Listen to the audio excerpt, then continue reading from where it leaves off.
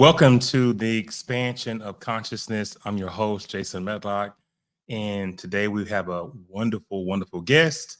I'm so glad that you continue to log into the show. You continue to be a faithful listener when we talk about things that are going on in your life, when we talk about the subconscious mind.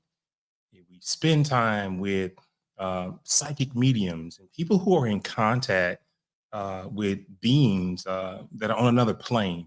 We speak about astro travel. We speak about a lot of things on this show. And one of the things I like the most is when we have outstanding storytellers, people who find the the real story in someone's heart when they overcome triumph, overcome the setbacks that lead to triumph.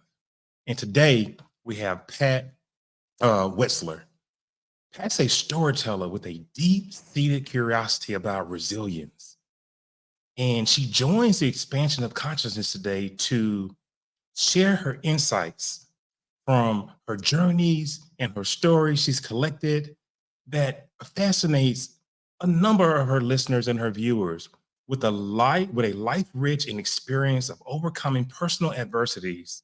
Pat has dedicated herself to exploring how individuals navigate the bumps in life's road. Through her podcast, Bump in the Road, she brings light, the universal traits of courage, hope, and resilience, showcasing the transformative power of storytelling. Pat believes that we find connection, empathy, and wisdom in sharing and listening to stories. Through these narratives, we see reflections of our own struggles and triumphs, learning that we're not alone. We're not alone in our journeys. Her work emphasizes the importance of empathy and understanding and how these moments connect us and how they can inspire us to move forward with strength and grace. So I'm glad you decided to join us in this episode as Pat shares the wisdom found in life's challenges and the impactful stories of those who have faced them, offering a perspective that resonates deeply with the essence of human resilience and growth. So without any further ado, I'm going to go ahead and bring Pat on the set, and let's get her set up right here. Hello, Pat. How are you? Hi, I'm great. And you? I'm doing awesome. I'm doing awesome. I'm going to expect a little payment at the end of this for the intro I gave you. How about a few tweets? I know. Give me some retweets. Give me some inbox. Give me some stuff with the email list. I'll just take that. But no, I'm just so excited. We had a chance to meet. You're such a beautiful soul and a wonderful person to speak to. And I knew, you're going to have me on your show later.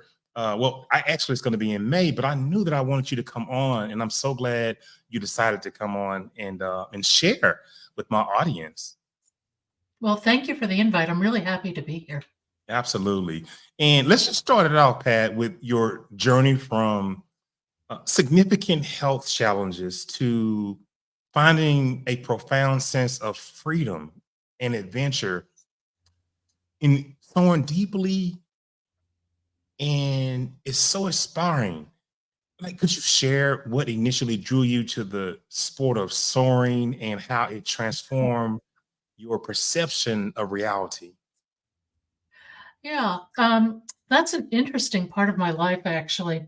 I'd been dealing with a neurologic disease, myasthenia gravis, which causes muscle weakness in all your voluntary muscles. So the ability to speak, to move, to breathe, are all to see, are potentially compromised. It's a fairly serious disease. About a third of the people die. About a third of the people are permanently disabled, and about a third of the people get through it. I obviously fell into the latter category, but it took about 15 years for that to occur. Well, I'm going through a very difficult divorce, dealing with all this, and I decided to go cross country and visit weekends thinking, what am I going to do? Where am I going to go? And when I was in Calistoga, I happened upon a curious phenomenon. There was Mm, an airfield that intersected the main street. And I thought, this is really bizarre. What if, it's just strange. And there was a sign that said glider rides. So I went for a ride and it was neat, but it didn't knock my socks off. Went back east and I heard about a group of lawyers that were flying gliders on weekends. So I invited myself out over a 3-day weekend and got totally hooked. And that was the beginning of the end. I learned to fly with a World War II naval aviator who could just flew by the seat of his pants. I learned so much from him. And he started off in a two-seat trainer. Then I moved into a single-seat low-performance plane. And then one day I showed up at the airfield and my, quote unquote, my plane wasn't there. It had been committed to an air show. So I was furious. I was just so angry. I wanted to fly. Flying is part sport and part addiction, quite frankly. So I got on the phone. I'd heard about a group of people that flew maybe an hour south out of another airport. I heard them on the radio sometimes. I got in the car, I drove down, and this airport appeared. 4 runways, multiple hangars, a fuel depot, a line of perhaps 20 beautiful white fiberglass ships sitting on the grid, getting ready to launch. It was just beyond my experience. And I took one look at that and I knew I had to do it. I joined the club on the spot. And then I realized to fly with them, I needed my own airplane, which set off a quest to find a plane. And I ended up buying a plane with a pedigree. It was built for Carl Streetic to fly in the worlds, and I got it. So that is how I initially came into the sport of soaring. I would later move out west and fly some pretty extraordinary flights. But soaring is both a sport and for me in my life a metaphor. I mean, I went from being ill, being divorced, being just left as if I didn't matter to anybody. yeah. And then lo and behold, the other side of my life, I'm learning to ride the air, the energy of the air in the sky, the Yes. visible energy. It's a metaphor for life. To learn to go from point A to B without any apparent markers. You have to feel it, you have to sense it, and you have to make decisions. Wow. And that's just a genuinely captivating transformation, Pat. Your experiences, they really underscore the power of embracing new challenges, and finding liberation in the most unexpected places. I love it. It's a testament to how changing your activities really can profoundly shift our perspective and our resilience. And that just leads me to my next question. In your book, Bump in the Road, you've compiled stories of courage, hope, and resilience. What common thread have you observed in how people navigate their lives, bumps, and have these stories influenced your understanding of resilience? Oh, yeah. First, I'm fascinated by how people navigate life's bumps. One of my Yes. guests, Eric Weinmayer, tells a story, and this is his story, not mine. And Eric went blind at 16. Okay. So you can imagine the confusion, the isolation, the anger, everything that went with that. He went on to climb Mount Everest, blind, the seven summits, and he spent 8 years training to kayak the Colorado River Rapids. Eric tells a story. He divides the world into 3 groups. Mm, And we're all part of each of these groups at different points in time, and the groups are fluid. One group are quitters, and they're self-evident. The mm, vast majority of people are campers. They want the status quo no matter what. They do not want change. And in all fairness to them, they may have been so beaten up by life, they don't want to put their head outside the foxhole anymore. Then, very few people are climbers. I am fascinated by what it takes to go from being a camper to a climber. And I'm wow. not sure that there's a concise answer. I think different people navigate things differently. But I think part of it is a mindset of possibility, even in really dark times. And I think it is a resistance to the status quo. Mm. It's fascinating, those stories. I mean, really just to hear about the universal qualities that enable people to overcome adversity in the first place. Your insights offer a very powerful reminder of the strength within, all of us.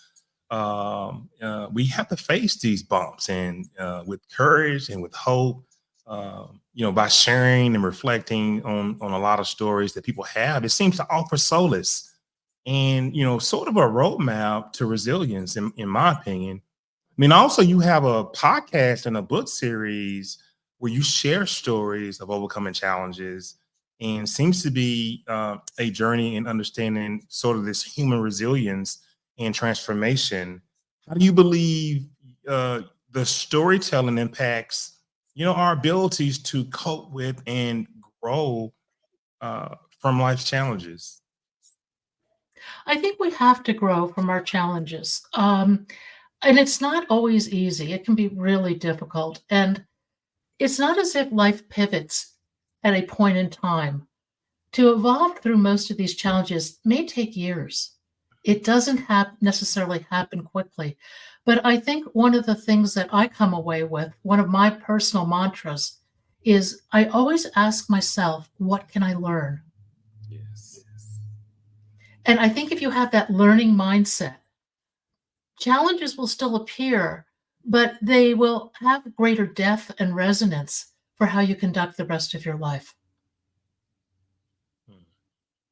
Wow. The power of storytelling really connects people, Yeah. and it heals, inspires. And to me, that's generally remarkable. And it's enlightening to see, how stories can serve really as mirrors, offering, a different perspective and insight into our everyday journeys. I mean, it's a beautiful way to foster community. It's just shared understanding.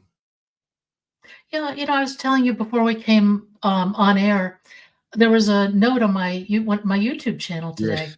Yes. And this woman had said, "Thank you for sharing this story. I felt so alone. It's so good to know I am not alone." And one of the things I've seen from going on 4 years of storytelling on the podcast now is that while our challenges and our paths are unique, our emotions are not. We all feel isolation. We all feel joy. We all feel jealousy. We all feel betrayal, whatever the emotion might be. And Mm. in those emotions, we connect. And that's where the power of story lies, is in that emotional connection. Because somebody's story may be incredibly different than yours, but you can connect with what they're going through. And in that story, there is some sort of information that you can glean that will help your life. That's so true.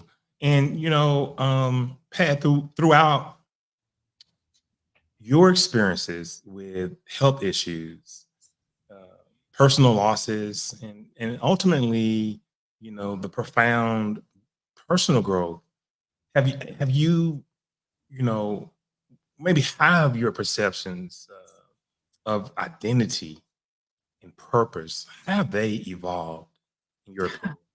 That's a great question. And the answer is absolutely. In the past, I would have identified with degrees or jobs or more Mm, materialistic aspects.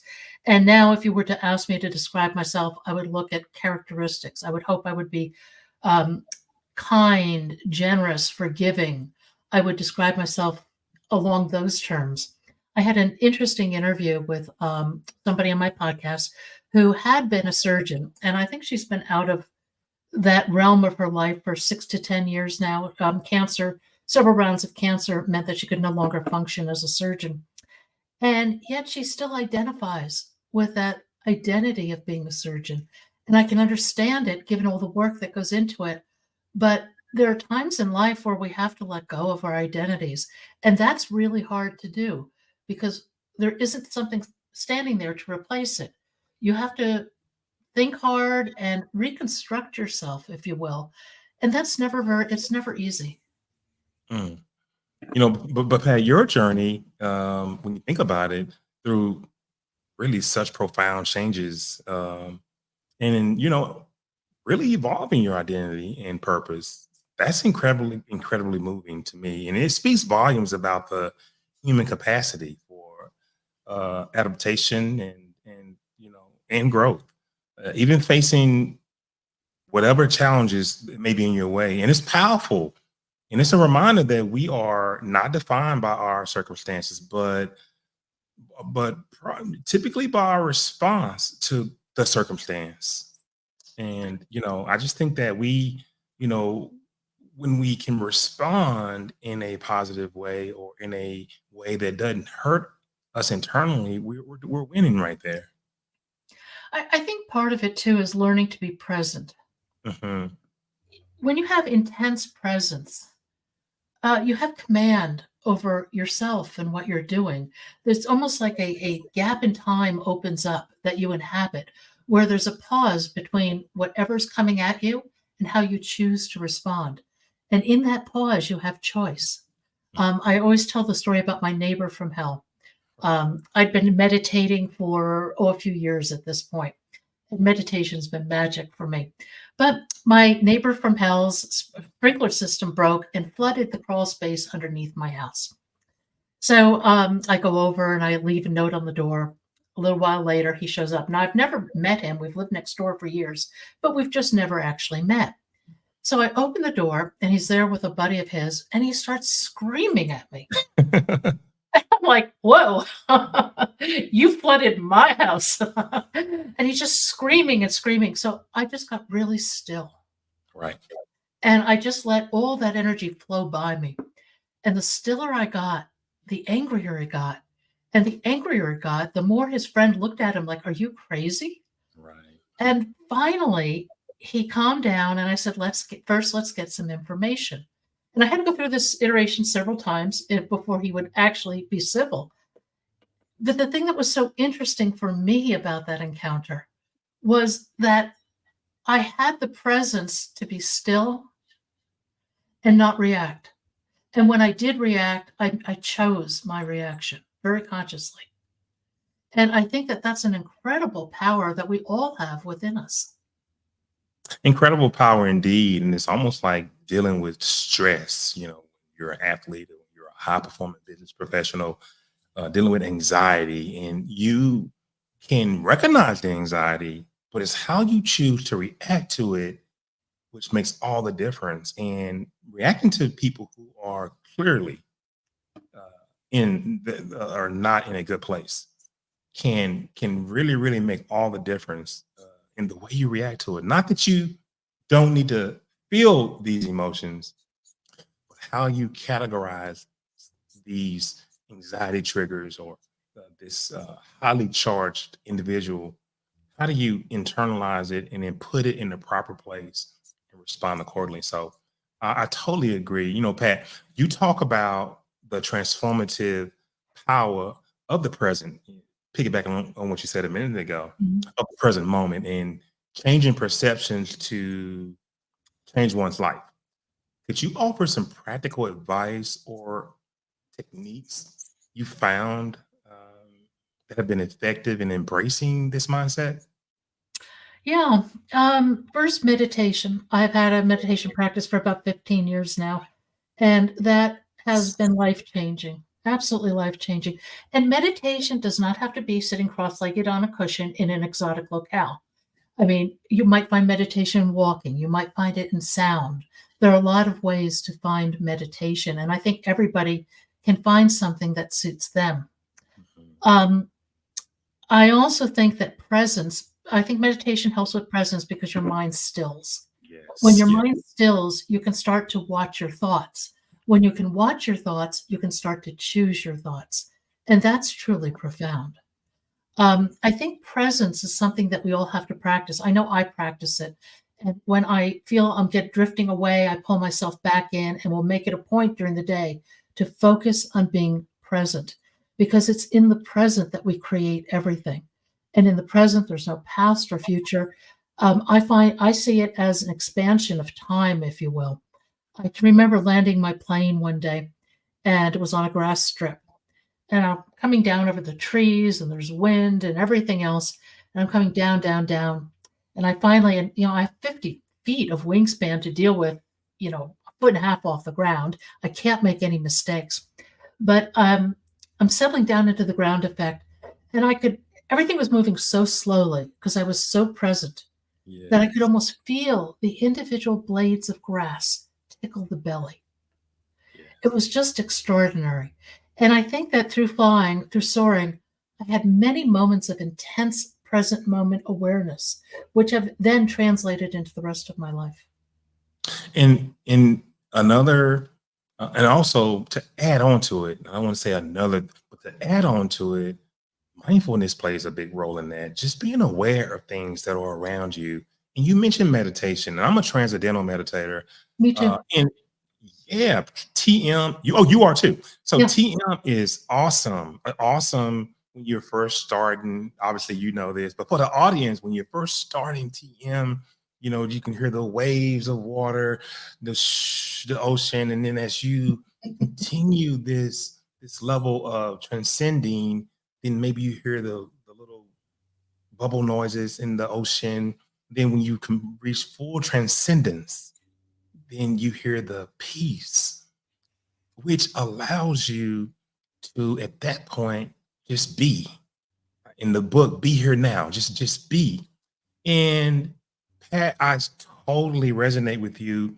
That gives you a level of clarity, a level of Mhm.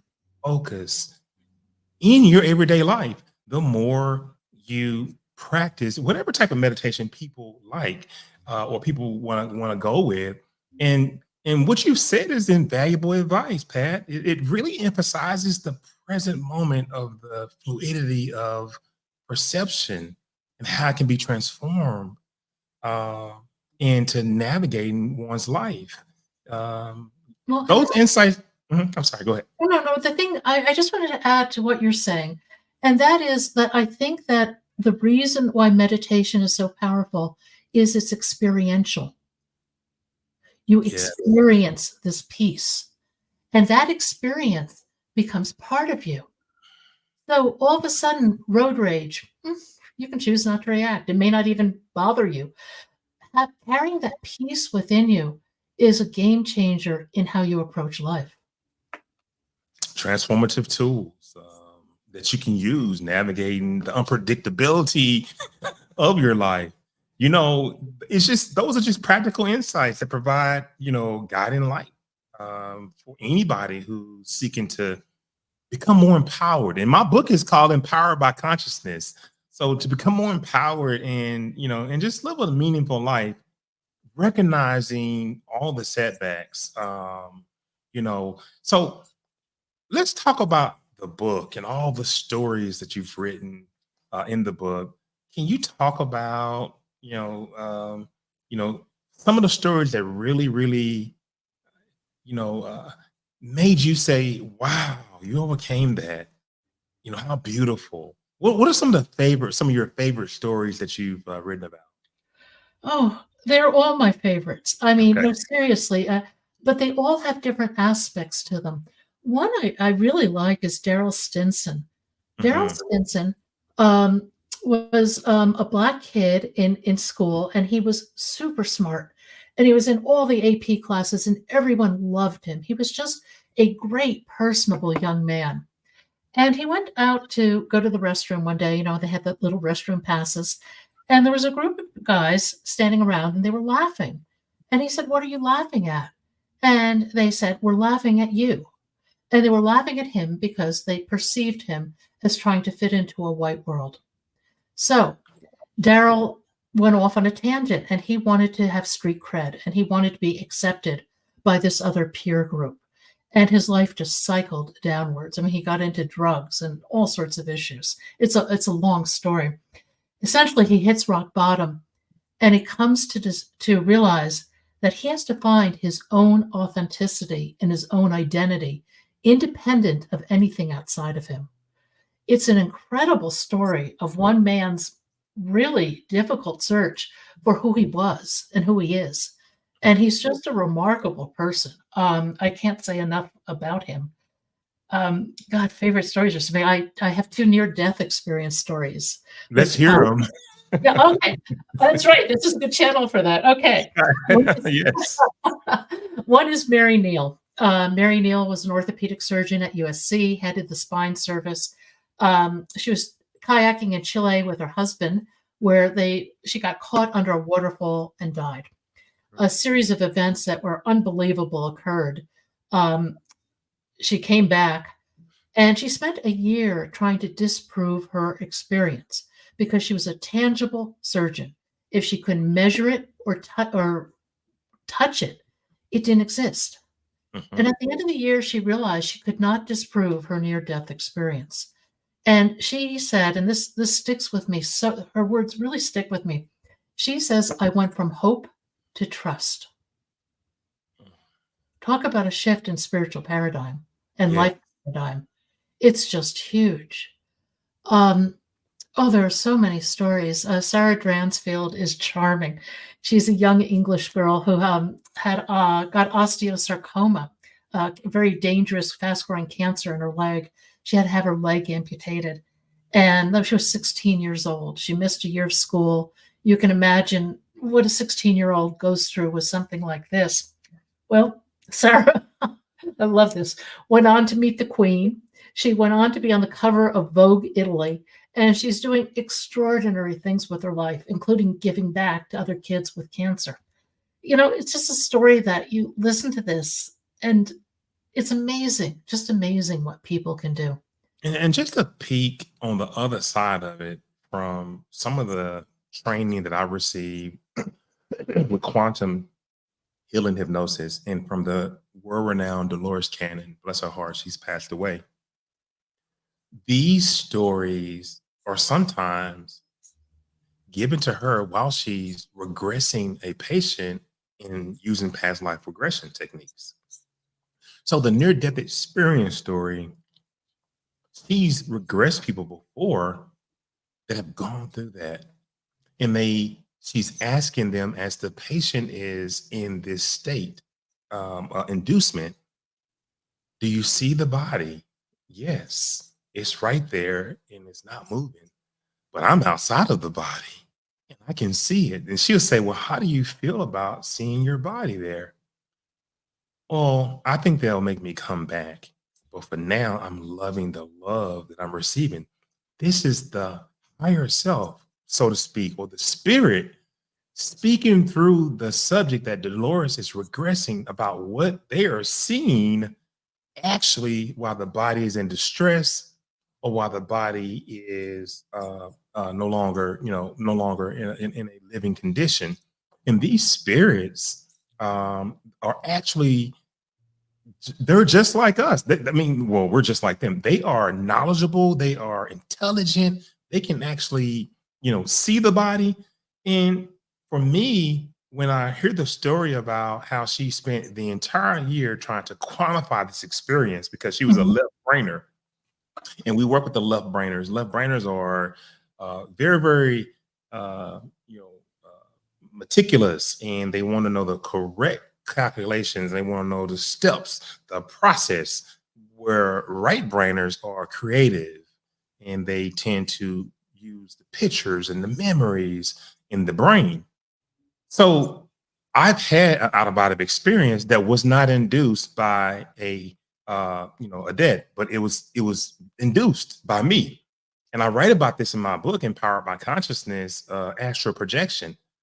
But I have induced this experience and was able to actually be on the ceiling looking down at the body, reading Dr. Bob Monroe's books, reading Aaron Pablin's book, Astral Projection Guidebook. People can actually induce these experiences and they are real because I've been outside of the body. I've guided myself through my home. I've done a lot of different things. I've been on top of the house looking down at it.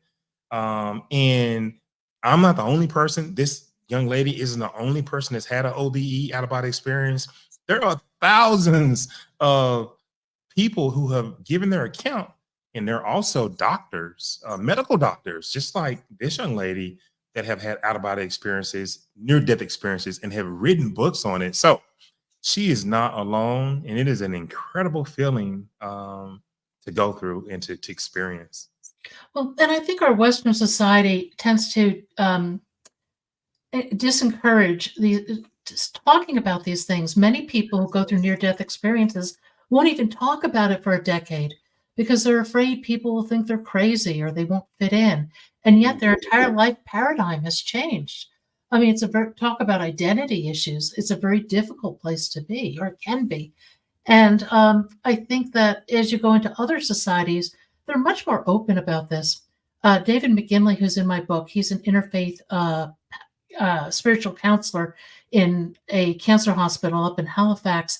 He had a near-death experience, and he talks about so many things, and he's so articulate.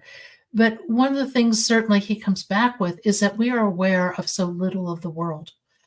He likens it, I think it was in Anita Murjami's book. She talks about awareness in these terms. Imagine you're in a huge warehouse that's utterly dark, no light, and you have a tiny, tiny little pencil flashlight beam. That's how much of the world we see. And that is true. No, I'm sorry. Go ahead. I'm just saying that is true. We see so little. So I think really the idea that there are many dimensions beyond what we are aware of is very reasonable.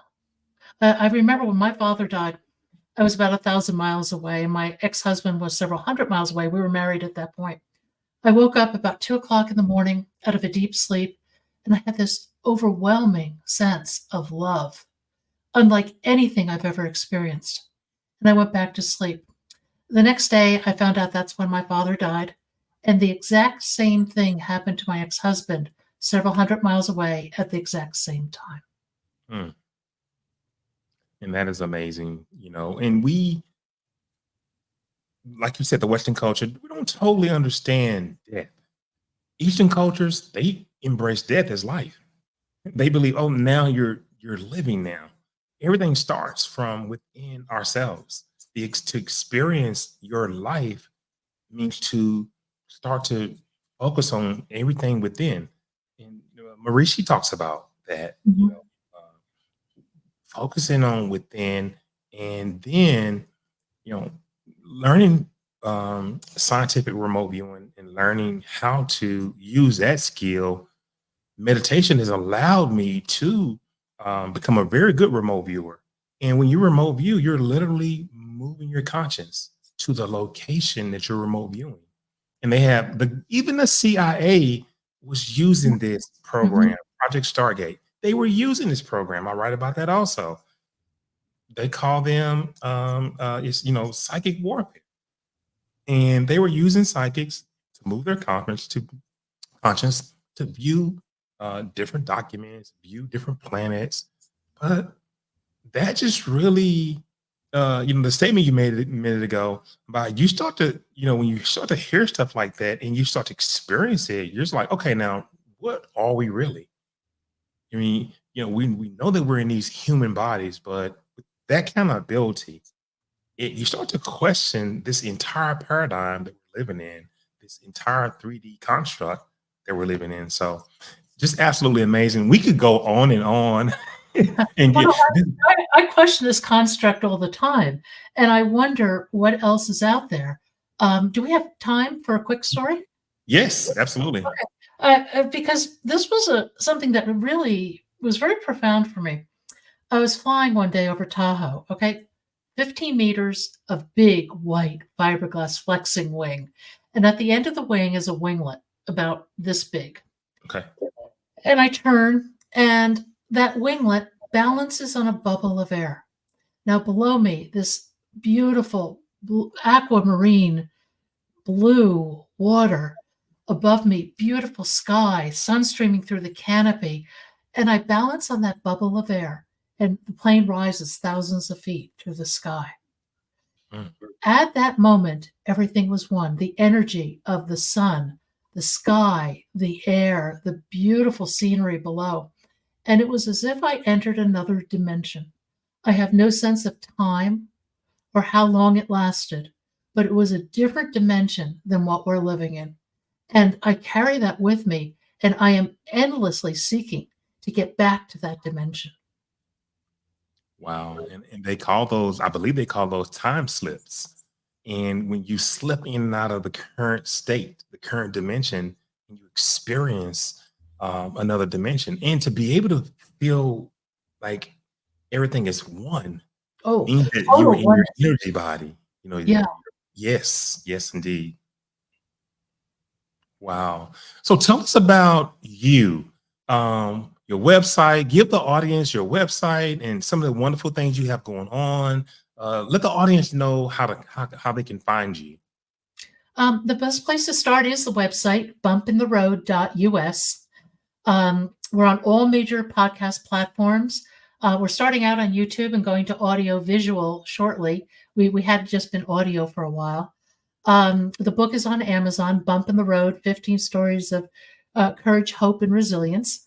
And the next book, well, I have enough material for about 20 books, and I'm trying to figure out what the next one will be. I'm thinking Bump in the Road, Strong Women may be the title, because I have so many wonderful stories from both men and women. But I love to highlight some of the strengths and the courage and the willingness to step outside that comfort zone that women have exhibited. I relate to it, and I just love those stories. So bumpintheroad.us. Awesome. And Pat, before we're going to wrap it up, but before we get out of here, do you have any last words for the audience? And maybe words of wisdom, words of encouragement? Maybe you have some new classes coming up or some freebies, just anything you want to leave with the audience. The one thing I would leave with people is to get comfortable with discomfort. Yes. Get outside your comfort zone. Take baby steps, drive a different way, eat a different food. Make it a habit to befriend change, because that will make your life so much better and easier, and it will expand your life over time. So if there were one thing I could leave you with, it's get some adventure in your life. Get out of your comfort zone. Awesome. Awesome. So beautiful. Well, I'm going to close the show out, but I want you to stay. I don't want you to go anywhere so we can finish, wrap up our conversation. So you just hold on 1 second and let me finish this out. Okay. Wow. Pat's an awesome, awesome person. She's a beautiful spirit, just very kind and very knowledgeable. And storytelling is a gift. And we're so happy that Pat shared her stories, and stories that she shared through her work. They just offer so much profound insight into the essence of human resilience and the beauty of transformational thought adversity. Pat's journey encourages us all to find strength in our struggles and to view our bumps in the road not as obstacles, but as opportunities for growth and self discovery. And I just want to thank Pat for sharing her wisdom and inspiring many to embrace change. And with change, courage and optimism follow. And I want to thank you for yet again hanging in there with us for another show of expansion of consciousness. And we will see you the next time. I want to leave you with 3 words: trust, relax, and discover. Thank you so much, and good night.